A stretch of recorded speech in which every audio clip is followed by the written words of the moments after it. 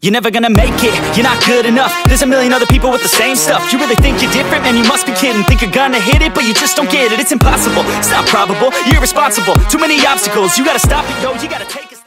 Hai Sobat Minsi, balik lagi di channel YouTube Sinar Shop Store. Kali ini aku mau unboxing itel P65 yang harganya cuma 1 jutaan tapi ngasihnya banyak guys. Untuk harga resminya ini di 1.699.000 dengan kapasitas RAM 8/128 GB.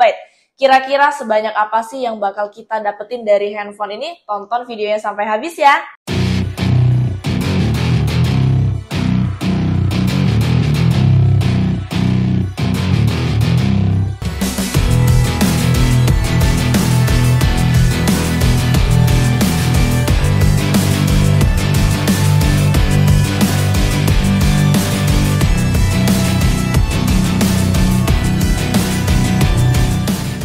Oke Sobat Minsi, untuk dusnya ini menurut aku unik banget loh guys. itel nih bikin dus lagi warna merah untuk tempat dus lainnya.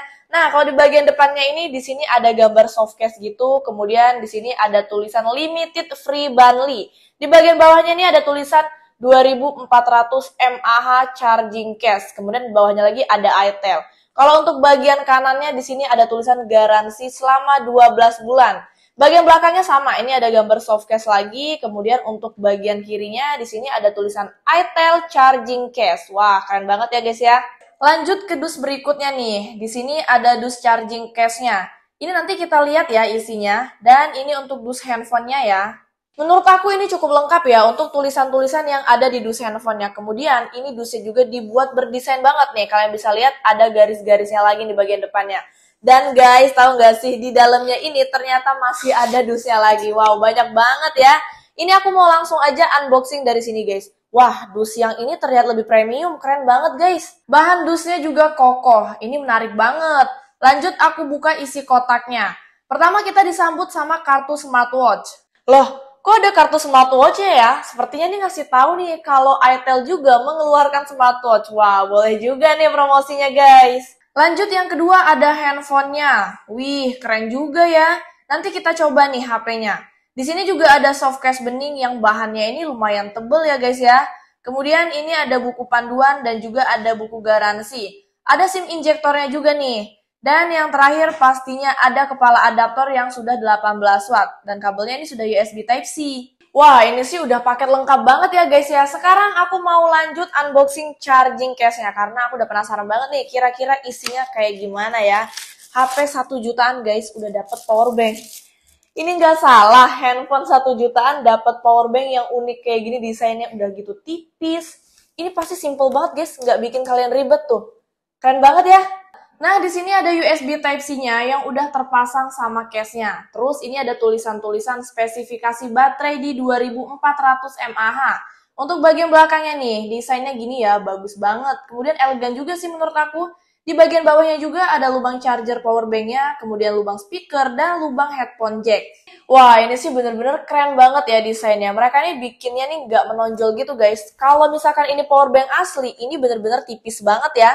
Tampilan belakang handphonenya ini solid, cakep banget ya. Terbuat dari bahan polikarbonat yang tampak seperti kaca metal. Sedangkan untuk frame sisinya ini titanium. Kemudian untuk dimensi tingginya di 165,9 mm, lebarnya 77,3 mm, dan tebalnya di 7,9 mm. Sedangkan untuk bobotnya di 192,4 gram. Buat desainnya sendiri, di bagian pojok bawahnya ini ada tulisan power. Kemudian bagian atasnya ada tulisan power charge. Di sini ada kamera 50 megapiksel, kemudian ada kamera deep yang bawahnya seperti logo petir, hanya hiasan saja ya. Di sini ada LED flash dan ini untuk fitur sleek ring light. Untuk sisi kanannya ada tombol power sekaligus fingerprint, kemudian ada tombol volume dan ada satu tombol lagi. Tapi ini bukan tombol on off-nya ya, ini namanya tombol flex button. Nanti kita coba nih fungsinya kira-kira buat apa aja. Nah, di bagian atasnya ini ada tulisan design by itel. Kemudian untuk sisi kirinya ada tempat SIM yang sudah triple slot.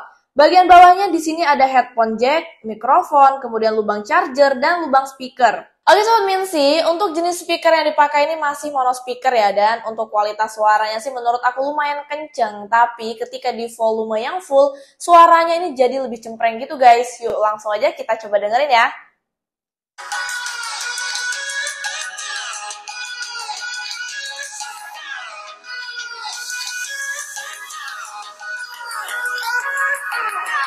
Untuk bagian layar, model kamera depannya ini sudah pansol dengan bezel yang rata. Hanya saja di bagian bawahnya ini agak tebal.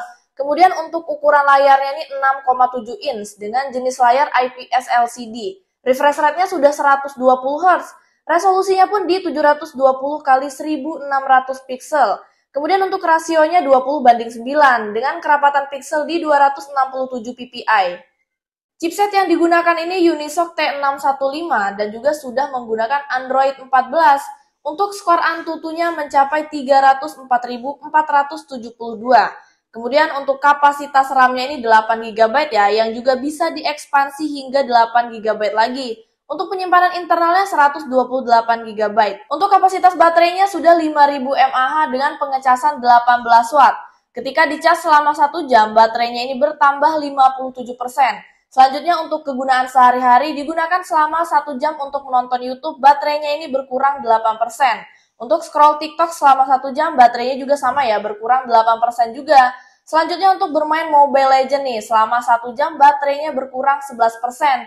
Dan yang terakhir untuk bermain PUBG Mobile selama 1 jam, baterainya berkurang 16%. Ketika bermain Mobile Legends, settingan yang didapat ini frame rate tinggi dan grafisnya di ultra. Pas dimainin sih lumayan lancar, untuk frame dropnya juga tetap ada, tapi sih nggak terlalu mengganggu ya. Kalau untuk kualitas grafisnya sih lumayan, nggak bikin sakit mata. Kemudian untuk suhu handphonenya ini agak panas ya guys, mulai berasa panas ini ketika 15 menit permainan. Untuk PUBG Mobile settingan yang paling tinggi ini HDR High, kemudian untuk giroskopnya juga aktif. Untuk responnya sih nggak terlalu responsif ya, dan nggak terlalu delay juga, ya standar aja lah. Kemudian untuk grafiknya sih menurut aku biasa aja guys. Kalau untuk suhu handphonenya ini agak panas. Jadi yang bikin aku senang sama handphone ini tuh, ketika aku di luar ruangan ini nggak perlu khawatir lagi ya kalau handphonenya lowbat. Mau main game pun nggak masalah, karena udah ada si power bank case ini. Jadi ini lebih efisien. Apalagi saat main game ini sama sekali tidak merasa terganggu karena kita nggak perlu lagi nih pakai power bank yang ada kabelnya. Nggak ribet-ribet lagi deh pokoknya. Yang pertama ada flex button untuk mempermudah mengaktifkan beberapa pintasan cepat. Kemudian di skenario umum di sini kalian bisa pilih ya. Ada tekan sekali dan juga tekan lama. Kalau di skenario khusus ada pilihannya juga seperti skenario fotografi dan skenario gaming. Di skenario umum ini juga kalian bisa pilih pintasan seperti buka kamera, senyap, jangan ganggu, banyak banget deh pokoknya. Dan kalian pun bisa pilih aplikasi loh guys, tinggal klik aja sesuaikan aplikasi untuk mulai cepat. Langsung aja kalian pilih nih, aplikasi mana yang ingin kalian pilih. Oke guys, ini aku mau pilih salah satu dan aku pilih yang center. Kita langsung coba aja. Wah, ini hidup ya. Ini posisi layarnya masih menyala seperti ini guys. Sekarang aku mau coba untuk pas layarnya terkunci. Ini kita kunci dulu layarnya. Sekarang kita tekan lagi. Wow, masih bisa loh guys walaupun layarnya ini terkunci. Ini sih benar-benar mempermudah untuk pintasan ya guys ya. Fitur kedua ada efek lampu latar yang keren sih. Di sini kalian bisa aktifkan untuk baterai rendah, pengisi daya, memulai game, notifikasi layar, kunci, dan juga timer foto. Oke guys, sekarang aku mau coba nih untuk buka kunci apakah hidup atau tidak nih ya. Kita langsung tes aja. Wow, beneran hidup guys, keren banget ya. Fitur ketiga ada privasi. Fungsinya ini yang pasti untuk keamanan ya, seperti privasi data, sembunyikan aplikasi, aplikasi ganda, kunci aplikasi, kemudian anti-intip, keyboard aman, kemudian ada mode perbaikan, strategi perlindungan privasi, dan masih banyak lagi ya guys di sini. Fitur keempat di sini ada dynamic bar untuk informasi layanan penting secara efisien. Kemudian fitur kelima ada fusi mem, fungsinya ini untuk menambah RAM. Fitur keenam ada panel pintar ya untuk mempercepat membuka aplikasi. Kemudian fitur ketujuh ada mode game, fungsinya ini untuk mempercepat pengalaman bermain game. Yang kedelapan ada fitur hub pintar, fungsinya untuk lintas aplikasi yang efisien. Lalu yang kesembilan ada fitur aplikasi ganda. Fungsinya ini untuk menggandakan aplikasi seperti Facebook, Instagram, Messenger, dan lain-lain. Yang ke-10 ada fitur mode anak. Fungsinya untuk memandu anak-anak menuju kebiasaan digital yang sehat. Yang 11 ada fitur Aivana. Ini untuk asisten suara ya. Dan yang terakhir nih, ada kesehatan digital dan juga kontrol orang tua. Wow, banyak banget ya ini untuk fiturnya guys. Dan untuk resolusi kamera belakangnya ini di 50 megapiksel. Sedangkan untuk kamera depannya di 8 megapiksel. Untuk fitur-fiturnya pun sama ya guys ya. Ada video ganda, kemudian ada video, EA kamera, ada mode cantik, kamera potret.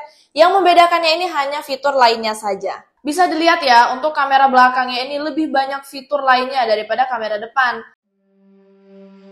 I don't know where I am, I don't know where you take me, I don't know where you take me. I just follow your trail and I'm losing your mind and I'm losing your head. Let me escape from this love, cause I'm a prisoner. I just want to look my way and never back to you. Untuk video belakang ini aku pakai resolusi yang paling tinggi, yaitu 1080p pada 30 fps. Ini belum bisa pakai 60 fps ya, hanya di 30 fps saja. Di sini juga aku nggak aktifkan untuk fitur ultra stabilnya. Jadi kalau aku pakai buat jalan ini patah sih menurut aku guys. Kalau untuk zoomnya ini aku mau coba dia sampai 10 kali zoom. Nah kualitasnya seperti ini. Masih bisa kebaca sih tulisannya, cuman memang banyak noise-nya ya, agak ngeblur juga. Selanjutnya resolusi yang paling rendah ini di 720p pada 30 fps. Di sini juga sama, mentok di 30 fps saja. Ini aku nggak aktifkan untuk fitur ultra stabilnya ya. Ini sebenarnya ada guys untuk fiturnya. Cuman aku mau ngetes nih kalau nggak pakai kayak gimana. Dan seperti ini. Untuk kualitas zoomnya aku mau coba juga. Di sini juga sama sampai 10 kali zoom.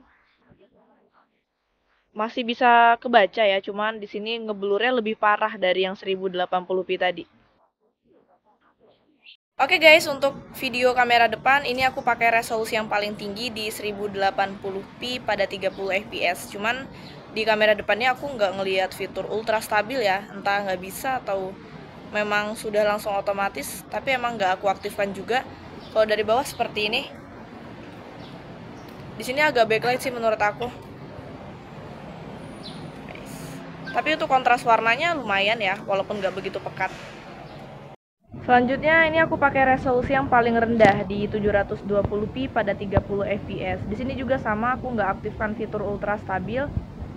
Kalau untuk kontras warnanya menurut aku nggak terlalu beda jauh dengan yang 1080p. Cuman di sini dia lebih patah ya. Seperti ini kalau dari bawah.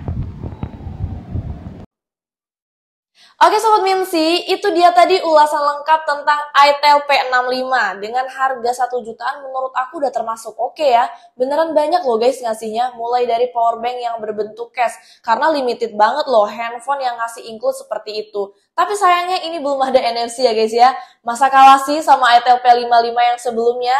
Tapi dengan harga segitu ini udah termasuk worth it banget guys. Bahkan kalau kalian mau dapetin harga yang lebih murah, ada loh guys. Nih aku rekomendasiin toko online shop yang terpercaya. Yang linknya udah aku taruh di video aku ya Besti ya. Terima kasih udah nonton. Jangan lupa like, comment, dan juga subscribe. See you on next video. Bye-bye.